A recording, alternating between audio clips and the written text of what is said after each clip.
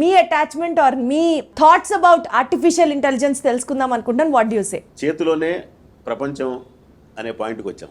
అంటే ఇవాళ ఫోన్ లేకపోతే కర్ణుడు కవచకుండలాలు వదిలేసినంత బాధతో ఉన్న మనం ఐ ఫీల్ ఇది మన ఒక లైఫ్లో భాగం అయిపోయింది.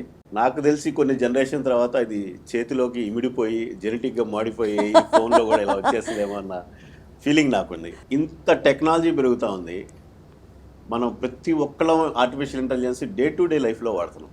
రైట్ మై వర్డ్స్, 10 years తర్వాత every field of medicine will be filled with robotics.